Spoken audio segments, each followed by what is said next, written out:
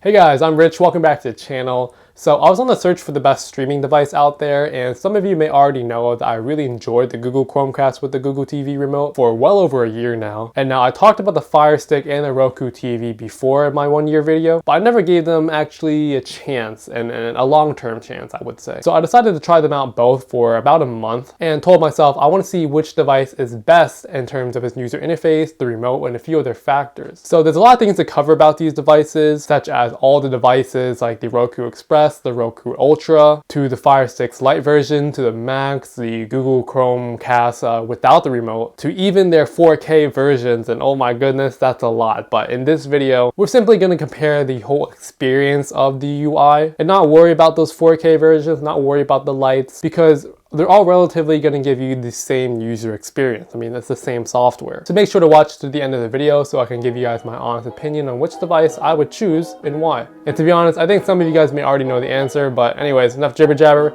Hit that subscribe button and let's talk about it.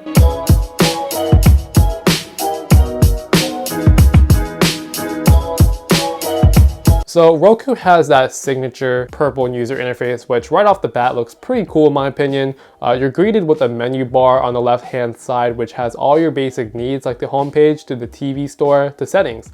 The search feature also makes it easy to find specific content, such as by the director, actor, or genre.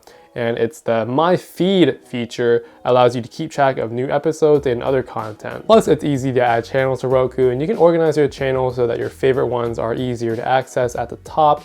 That said, Roku is a remarkably powerful platform for streaming services and apps with thousands of channels. Roku's terms for apps and services available for free. Nearly all major services are here, including Apple TV, Google Play, Movies, Prime Video, and more. So for the sheer numbers of apps and channels, I think Roku definitely takes it here. I think it definitely is better out of the bunch. It definitely feels smart. And with all those free channels, I mean, there's always an endless supply of, whatever you want to watch. And even if you want to put something on in the background, Roku is a great device for that. As for the remote, I'm not a huge fan of it. I do feel it is kind of clunky. It reminds me of those old 2010 thick TV remotes, which, the buttons are clunky and rubbery. Over time, when I'm trying to type the words on the keypad, it's really hard right off the bat. The buttons take a noticeable amount of effort to push down, and I'm just not feeling it. It doesn't feel that high tech. While the Streaming Stick Plus and the higher end Roku devices have voice remotes with microphones, you can only use them to search for content and control playback. And Roku lacks a fully functional voice assistant like Alexa or Google Assistant, which I'll talk about later. So you can't ask your Roku for the weather report, or maybe to dim your lights or something when you're watching a movie. Overall, I do enjoy using Roku a lot. My TV outside has Roku built into it, so they frequently update it throughout the season, like giving us a winter background when it's in the winter time. The user interface is quite snappy, and I like it as a whole. I think they did a really great job. The biggest downside for me has to be the remote. Even if you did get the Ultra with the microphone and the headphone jack, it still wouldn't cut it for me. It still feels kind of old school. And plus, there's no voice command that really helps out. Now, Fire Stick, on the other hand, doesn't allow you to organize your apps. Instead, it shows frequently used apps first.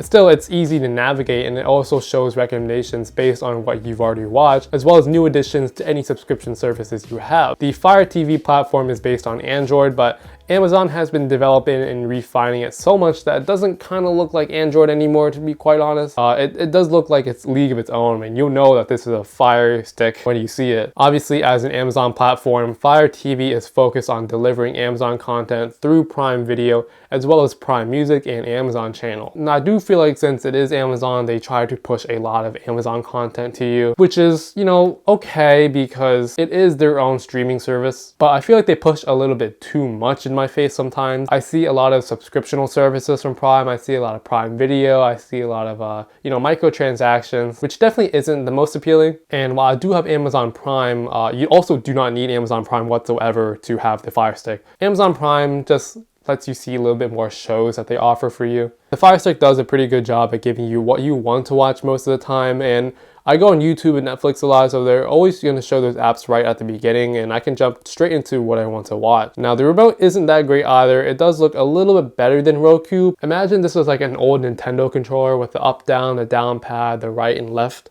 but in the form of a ring. So maybe if you try to press up or left on the ring, you have to really press up or left. You can't like go diagonally or somehow, because the Fire Stick won't read it. And the ring is kind of skinny, so it doesn't feel the greatest when you navigate it. Over time, I'm really pressing it and navigating through the UI. I feel like it just kind of is a little bit burdensome. It doesn't flow as fast as I would have hoped, and it is kind of hard to type keywords and all. But Amazon Alexa helps out with its speech recognition, so I normally just say, hey Alexa, ask whatever I want it to ask. And it does a pretty good job at giving me what I want. All right, so let's get into the real reason why we're here. Do Google Chromecast with the Google TV remote. It's not even a debate, but we're just gonna talk about it. The HDMI plug is basically a dongle already, so if you have any TVs with hard to reach areas, you can plug it in just fine, rather than plugging in another extension like the Fire Stick. Now the remote is really great. It looks cool, it's light, it's clean, and it feels comfortable in my hand. I really like the circular directional pad on this remote as compared to the Fire Stick, because it does read my directions way better than the Fire Stick. Like if the whole D-pad is there, and if I click left or right or diagonal just a bit, it is gonna shift over or shift up to where I want it to go. All of the buttons are very easy to use and press, and I can type much faster on this. You have all the main buttons on this remote without having too many random buttons that you may never use. Roku and Fire Stick have ones at all different sizes. I appreciate Google for not putting fast forward and rewind on theirs. I really like the super simple remote. It has everything you need, like the go back button, Google Assistant, home, mute, YouTube, Netflix, power, and input. Really super handy, it's simple and very usable. It doesn't clutter your remote with so many buttons. And one of the best part about Chromecast is that how seamlessly it ties in with Google Assistant. The voice command is very accurate and picks up my voice almost every time, no matter the direction of the remote. The accuracy with Google Assistant is phenomenal. It picks up slang words, and the search is always precisely detailed. Plus, if you have anything in Google Home Edition like the Google Nest or Google Lights, it all ties together in one happy ecosystem. But moving on to the UI, it's really easy to navigate through. It is running through an Android operating system, just like the Fire Stick, although this does look more like an Android. All of the menu icons are nice and rounded to look clean and appealing. Plus, it looks very familiar as all of the tools and settings are displayed on the top right, similar to how Google Chrome is laid out. You get all the essential apps like Netflix, Disney Plus right at the front, and other apps like shows below it, with some pretty good recommendations on movies and more. Lastly, you can get access to the Google Play Store, which can run a lot of apps. Just the other day, I downloaded TikTok, so I mean, at least that's something fun. So after a month of using the Rokus and Fire Sticks basically every day, I didn't switch them at all. I've come to the conclusion that I still really like Google Chromecast out of the three, and I would recommend it to you all more. I do really like Roku's user interface a little bit more than Chromecast.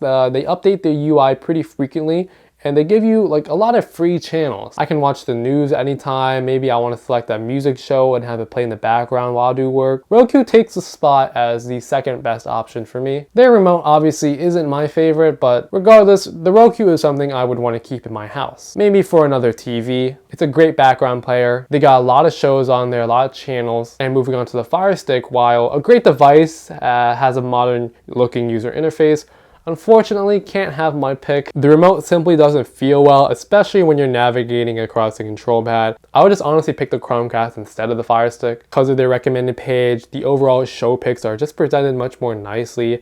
It's great if you know what you want to watch, as it's fast and intuitive. And if you don't know what to watch, Google AI does a pretty good job at finding out which shows you like to watch.